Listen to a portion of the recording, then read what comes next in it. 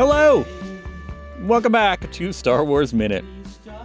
It's the daily podcast where we analyze, scrutinize, and one that I can't jeopardize, the Star Wars movies 1 minute at a time. I'm Pete the Retailer from PeteTheRetailer.com. I'm Alex Robinson from AlexRobinson.fun. And I'm Riley Silverman, author of Exploring Tatooine, a illustrated guide now available for pre-order at your favorite local bookstore. Do it. Do it. Please do it. Pre-order that book. Now, what scope? Give me a scope on what does it cover? All of the history of Tatooine, or is it? It covers all of the canon materials. So it is all the films, all the Clone Wars and Rebels cartoon series. It also covers comic books and novels that are in the Disney continuity. So I wasn't allowed to use Legends things, but I was able to use things that were established as being canon in the current canon. Right. Yeah. What about pre-canon? Were you able to kind of chart new history, or Oh no, not for this one. This was very much a guide to what is already in there. Okay, this was not. I was not. This is it's a visual guide. It's not me creating content. So okay, I see. Okay. Yeah, sure. I would love to. My next big goal is to be able to create narrative and create story. But this was very much a guide too. So it was a lot of the way the book works out. There's 22 spreads over the course of the book of different areas of the planet, and then what happens is if multiple eras span events happening in this particular area, you get a lot of people side by side of these characters were here at this point, these characters were here at this point, and so it's a nice little mix of I didn't realize how many of these stories happened in this one particular area, and there's a lot of stuff like that. Oh, that's cool. Where you're like, why is everything happening right here when there's so much other? But I could go into that, but that'd be a whole episode of the podcast. So. I do have a lot of feelings about why Tatooine is so important, but sure. You'd better. Yeah. You wrote the book on it. Yeah. You literally wrote the book. Yeah. I do want to say at this point, so if I support your goal of creating new, but I also want to throw it in there because I'm throwing I need to bring it to everybody's attention that if you ever find yourself working in the Resistance era, don't forget that there's a Resistance technician named Pete the Retailer who worked on Poe's X-Wing and BB-8 and involved in that kind of a thing. So just okay. Make sure you remember that in case you ever Okay. Just putting it out there. I will check it out. I will make sure to keep that in mind if it comes up. You know what else I'm putting out there? What's that? Minute 50 of Solo: A Star Wars Story. Yeah. Our big 50th episode spectacular. Mm-hmm. Minute 50 starts that we found out that Drydenvoss needed a reason not to kill you. That's what he was looking for. Oh. And it ends with him saying, "That, gentlemen, I will not do." And that, gentlemen, I will not try. He doesn't say that. He says, "Do." He knows. He does. He's seen Empire Strikes Back. So, do you think that means, is this their way of telling us that he has Jedi training? You think? Could be. And yeah, Sith training. Drydenvoss. I said real New York accent there. He is clearly old enough to know about the Jedi and everything. And same thing with Beckett, right? Tobias Beckett. He also works for a Sith Lord, so he definitely knows a little bit about the Jedi. Yeah, that's true. He does. I was gonna say maybe he doesn't know he's a Sith Lord, but he literally shows his lightsaber every chance he gets. So I got this thing. Do you see this thing? Yeah. So yeah, it's just I'm still finding it tough to reconcile how people in the New Hope era don't remember the Jedi. Yeah. I used to have that problem until I've seen how well misinformation campaigns have worked over the course of a few months, and the way people misremember certain situations that happened a year ago or 2 years ago. I've seen the way people have, forgotten that there was a pretty terrible virus and that we actually had a reason for things happening the way they were. And now it's why is there so much inflation? Oh, this thing on TV told me this is why. It's no, because there was a thing. I don't know if you got that. Yeah. So I used to have that same feeling of surely everyone remembers that there was this, huge organization that ran around wearing light swords, but now everyone's kind of the way that I kind of also reconcile it is that I think that even though there are so many Jedi during the prequel era and the Republic era, I think there's still, it's such a massive population of this galaxy that I still think it's actually still really rare for a person to encounter a Jedi.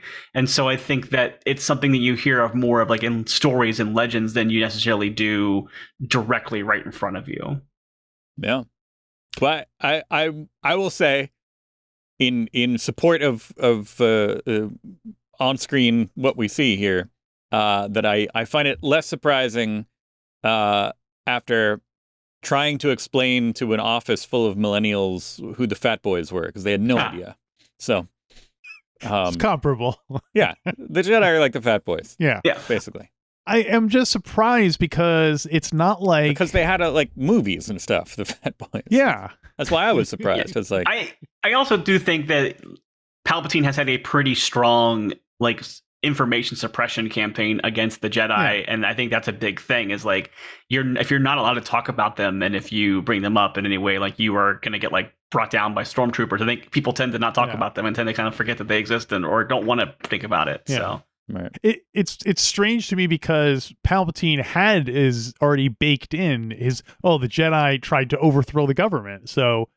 Like, that seems like the perfect, rather than eliminating any trace of their existence, just rewrite them as they were a bunch of crazy, as the villain. So it's weird like that, I guess, villains. But I guess because he's a Sith, he just doesn't want anyone even, like, knowing about them and to go investigate what really happened and all. It's better to just kind of erase all traces of Jedi. Yeah, he wants them to be a forgotten relic, I think, which is what he's trying to do with it, so... I was trying to figure out what's the deal with Drydenvoss's the sort of stripes on his face. I don't know what else to call them. You know how I got these scars? Yeah, we never get out of so but it turns out, and I made some assumptions. I assumed Drydenvoss was a human. And that these were scars of some kind, but the our official friend, the official guide, lists him as near human. Okay. But like, we've never seen that classification for a race before. Near human, haven't we? Wouldn't like? What about his species as listed as near? Well, would a Twi'lek or a Togruta be considered near human or no? But that's the thing. His actual species is called near human. His species is near human, so it's not like a Twi'lek where it's a Twi'lek and is that near human. His literal species is near human. Oh, that's interesting. So, it seems like a bit of like a placeholder kind of thing. Like they weren't sure what to do with him to call him.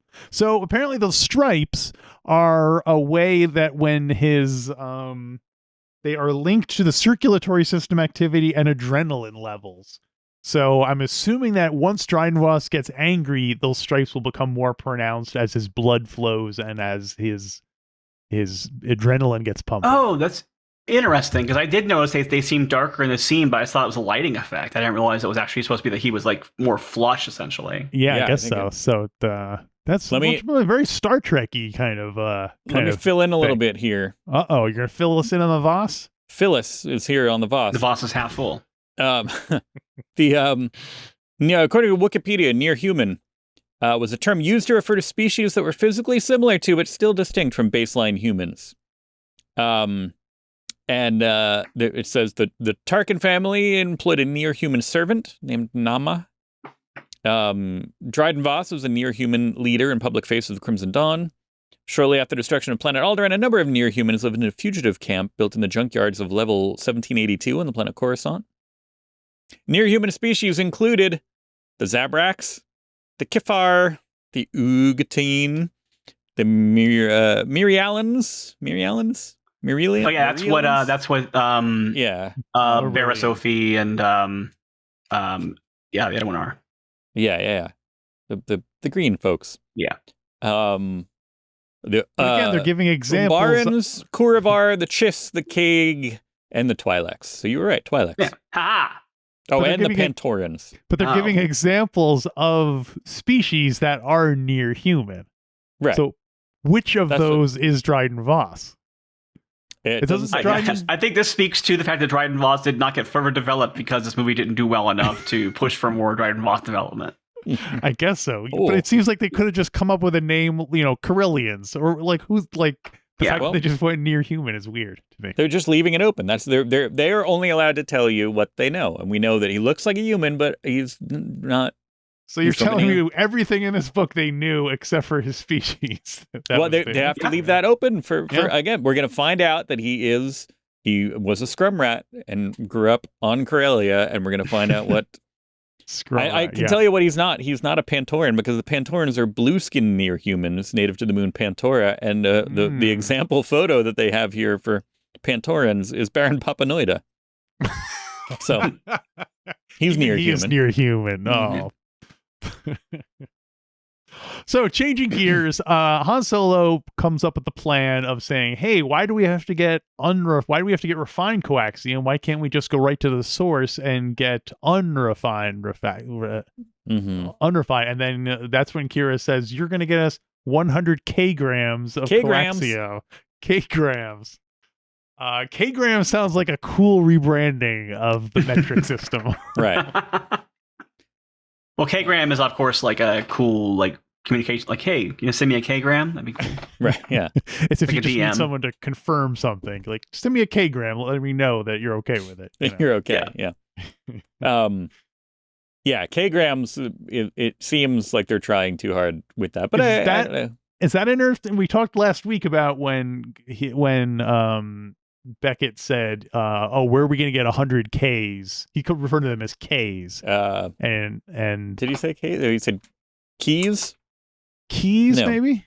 Is Kgram, is it really just literally kilograms, but said in a Star Warsy way? Yeah. That's what I know. Is Kgrams, so Kgrams is not a thing on Earth in real life currently. I just think we start using that. That's what I'm looking at. It doesn't, if you Google Kgram, it doesn't really, nothing comes up. Nothing that comes up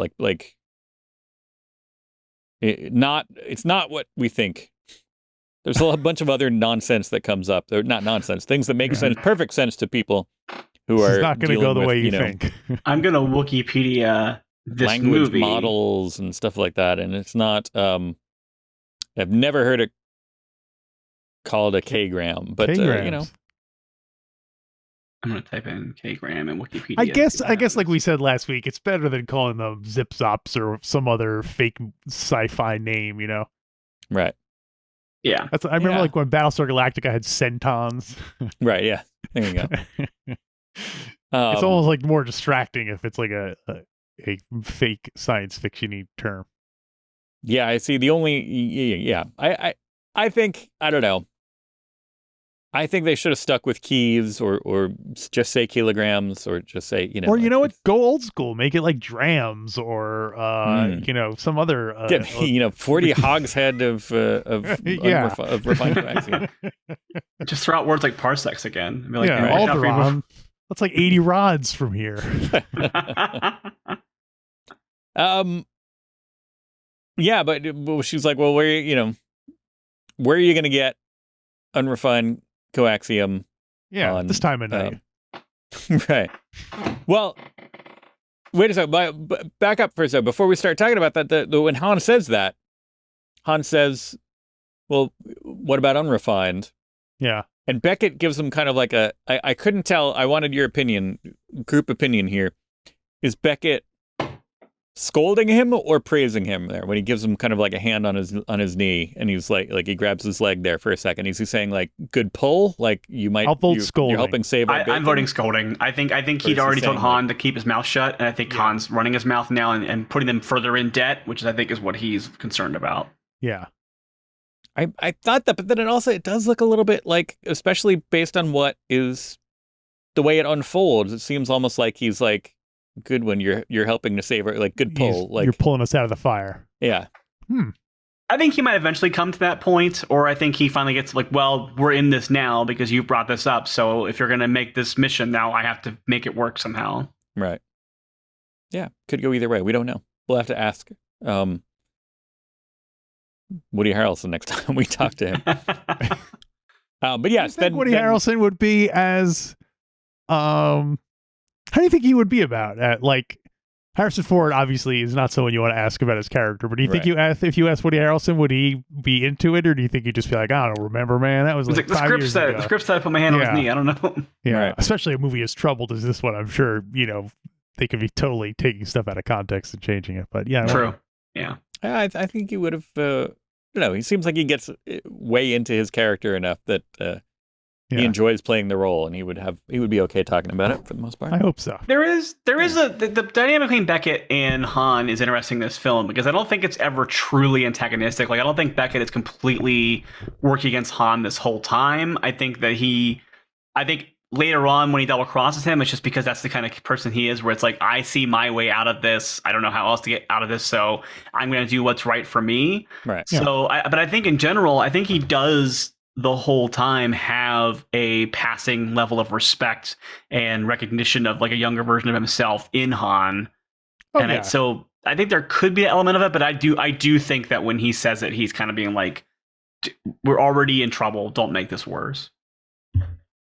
Yeah. Could unclear to me. Could But- go either way. This is one of those classic. This is like BB-8. Is he giving the thumbs up or is he flipping the bird? Right. Yeah. Is he flipping the bird? Don't make me blur that out. Oh, it's my ring finger. No, I know. I'm not going to anyway. Oh, you're not? Okay. The Yeah. So where are we going to get unrefined coaxium? She exactly. asks. At this time of night. In the northern hemisphere, entirely localized within your kitchen. This is another like thing you know, thing you don't know mix. Yeah, they do that a lot in this. Yeah, and which is refreshing because I really did think when I was like, oh, if I look up Mercy Island, she's like, where are you gonna get it? Scariff, Mercy Island. I know. I'm like, I'm gonna look up Mercy Island, and it's gonna be from something that I'm not aware of. But I was kind of looking forward to that. I was like, oh, let me see where that's from. And then it's like, oh, all it says on the page for Mercy Island is like, Mercy Island was a location where Kira thought there might be unrefined coaxium. I was like, okay, I knew that. Thank you. So it's good that they leave it out there. It's an open door. So it's an opportunity. Yeah, I feel like maybe it's also like It's a they didn't crisis. want to just name a list of locations that already exist. They wanted to imply like there is a larger galaxy here, so let's put like one location that's referenced in a previous film, the location that we know they're going to go to for this story to make sense, and also Mercy Island. Right. Which yes, you would think that, but it's amazing how many times I feel like they don't do that, where they would just like, oh, let's just throw in something that people know and not build the universe at all. So I'm glad they threw that in there because now it's like, oh, Mercy Island. That's totally leaving a door open for somebody to do some new work. Yeah. And it might be because they were already explicitly putting Kessel Run in there, like, well, we're putting in the big one that we know is like part of this character's history. So yeah, it's refreshing. I think this movie does a great job of balance. I mean, I'm sure someone's going to present a clip to me from earlier in the movie where I was complaining about too much fan service or whatever. But at this stage in the movie, at least, I feel like they're doing a fairly good job of balancing the like, I can't believe none of the planets they've mentioned have been like Tatooine or like made, A-list planets. Like Scarif's a big planet, but it's one of the non-saga films, so it's and Tatooine, I think just because they're saving it for later. Like, mention Alderaan at this point, just because they can, because it's still around. So, or like Dantooine as a no, that's joke. too remote. I don't think they should do that one.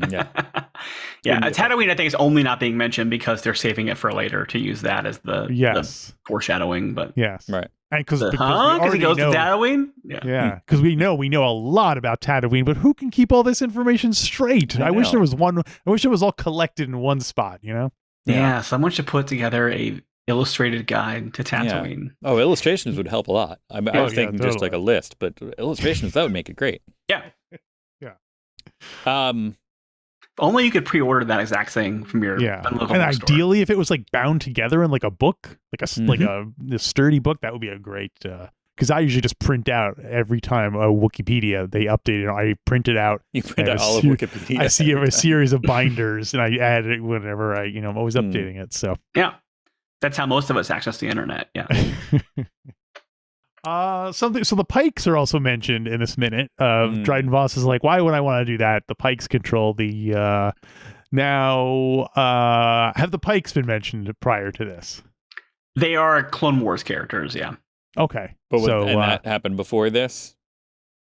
Yeah, the Clone Wars happened before this. Well, I know it happened before. I know, yeah. Yeah, the Clone Wars had aired before. The Clone Wars is actually, it straddles of when it actually was a pre-Disney purchase. It was actually a Lucas was actually very involved in Clone Wars, and then when Disney took over, that's when they got canceled. And they only brought it back as part of Disney continuity because of Rebels, and then also because of Dave Filoni's attachment. So yeah. So the Pikes have been around for a while, then, I guess. Yeah. So that must have been almost like seeing Black Krrsantan when the Pikes showed up in live action in the Boba Fett show. And in this, yeah, and I was not expecting to see the Pikes because they seem so like animation friendly. Yeah, because I will say the difference between this and Boba Fett is in this they're all wearing armor the whole time, whereas in Boba Fett you do see them have their like faces taken off, and they very much feel like the kind of there's a lot of characters in the Star Wars cartoons that I feel like would be harder to see look really good in live action. And I think that the Pikes are a good example of ones that I would have thought that was true about, but then they actually like, okay, this actually looks pretty good.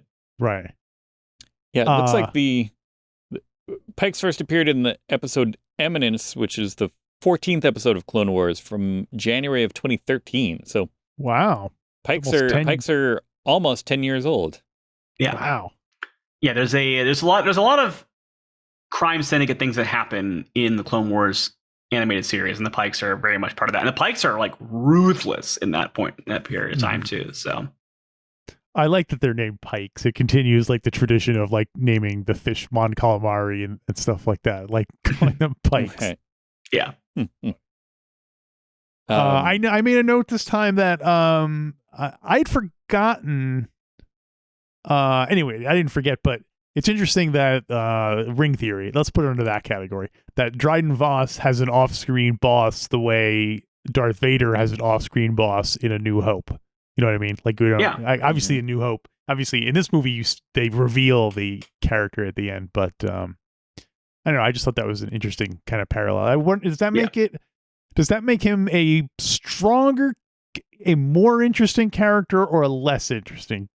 I think it makes it more interesting. That's why, same thing as like, I think that two of the better villains in this era of Star Wars, I think there's some pretty good villains in general, but I love both Dryden and Krennic because I think they're both really interesting because they're kind of underlings in a way. And they're part of like, I think that Krennic and Dryden are almost like opposites of each other in that like Dryden is like made comfort for himself in his like gilded cage essentially, whereas as Krennic is like raging against it and trying to move himself up, but lacking the ability to do so. His ambitions, he might, you say, choke on his own ambitions, whereas Dryden has found a way to adapt his ambitions to what he's doing, and I think that's really interesting.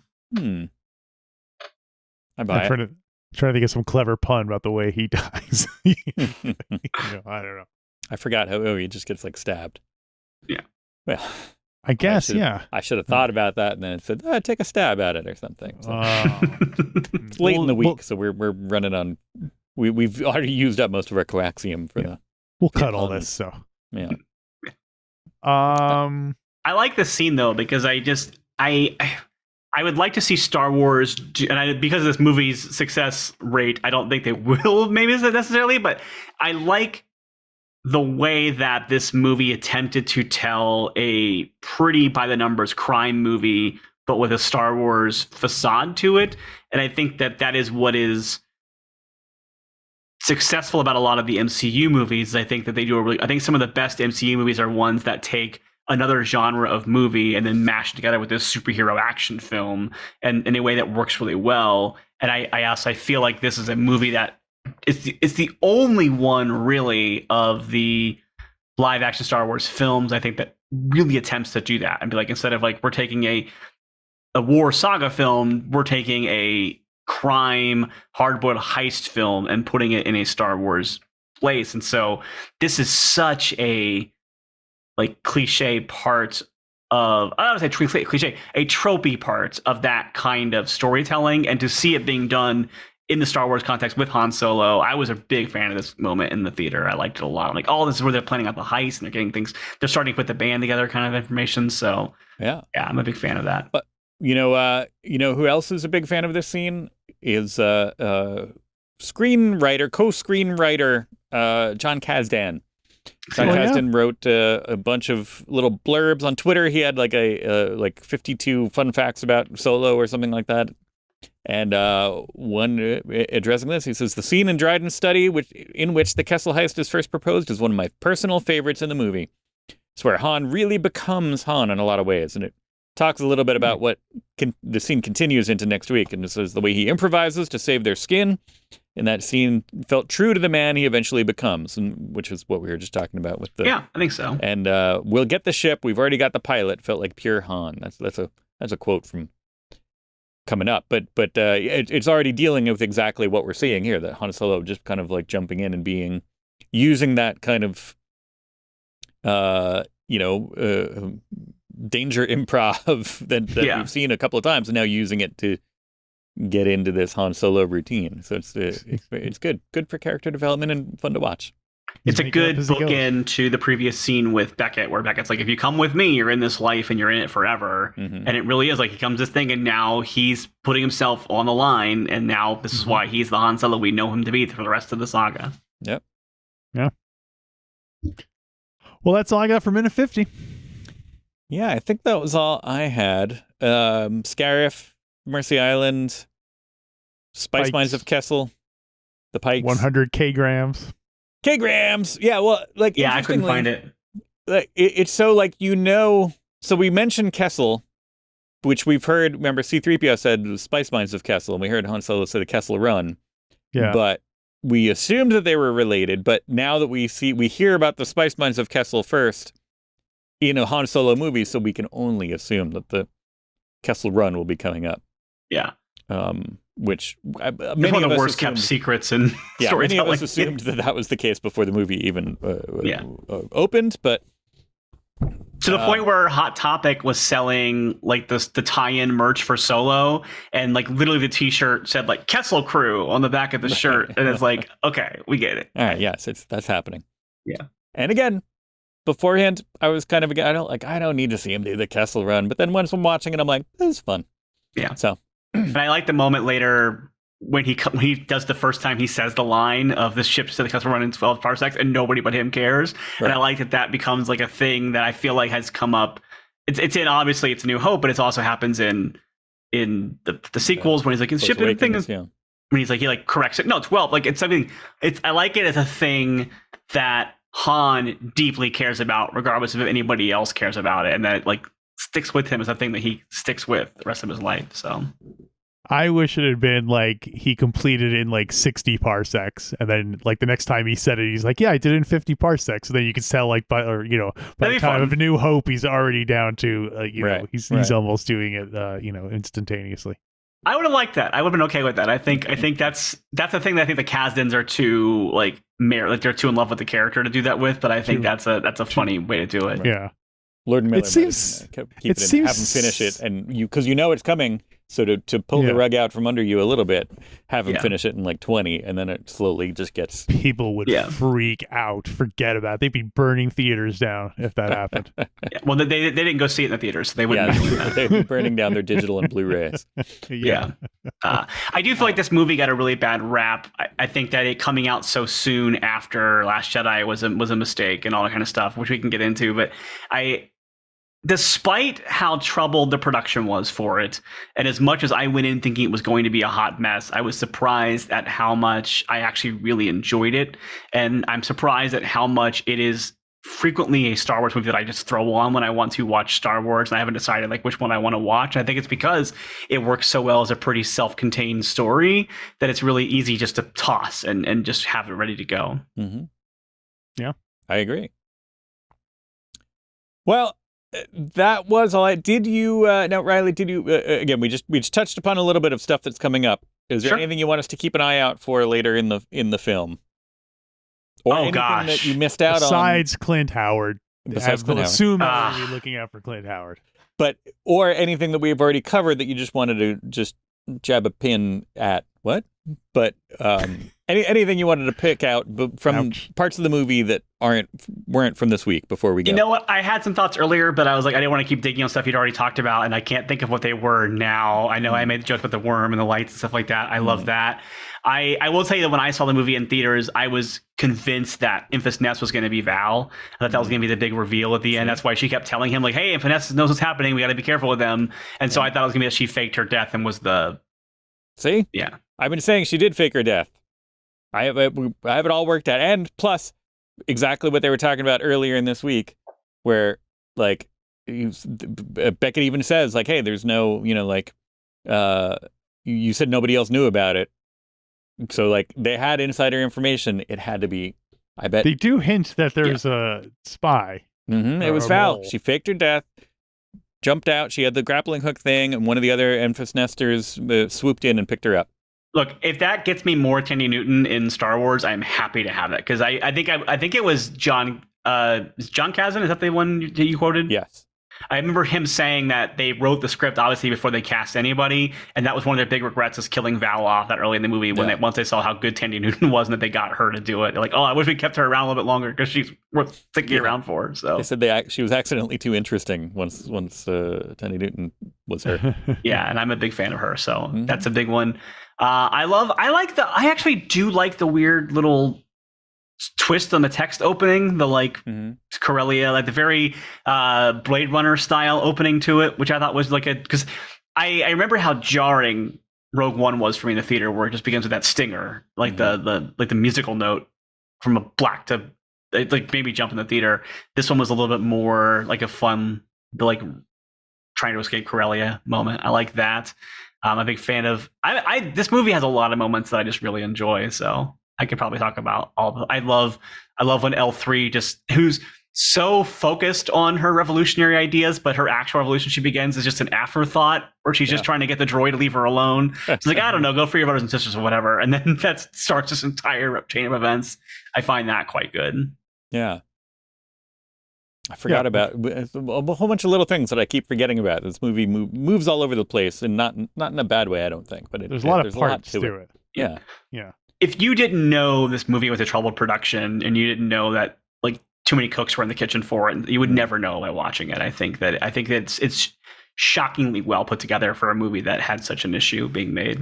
Yeah. Yeah. Well, we are done with the week. Thank you, Riley, for joining us this whole week. Always a pleasure to have you on the show. We have one more movie pretty much coming up, so we'll be sure to give you a call in 6 months to a year. Please do. You know how much I'm a Rise of Skywalker stan. I will be happy to defend that movie with passion. So you're on my team with that one. Yeah. We're building up opponents for Alex. We're not going to fall into that trap of setting it up as two opposing camps who are, you know what I mean? That's the whole problem with the world now, is everyone's got to be like, oh, we're going to kill each other. Was there divisive reaction to that movie? I've never seen it. I don't know. I think Star Wars fans generally, they just like everything, right? I'm always happy when I find someone who actually likes that movie, because I feel like it's the one that I feel like people who love Last Jedi tend to hate it. People who hate Last Jedi tend to hate it. And it's whenever I find someone who just has joy for it, I'm so happy. I'm like, please be my friend and talk about this movie with me. So, well, we will absolutely be your friend who talks about it with you in a few months. But for now, Alex and I are going to talk about Star Wars and some other stuff probably this weekend over on StarWarsMinute.com/Patreon. That's right. If you support the show at different levels, you get access to us talking about more stuff over the weekend. And we have access to hundreds of old episodes. If you're just joining up now, you can go back and listen to opinions that we had. Even some, I think for Solo, we have like immediate post reaction after walking out of the theater from Solo.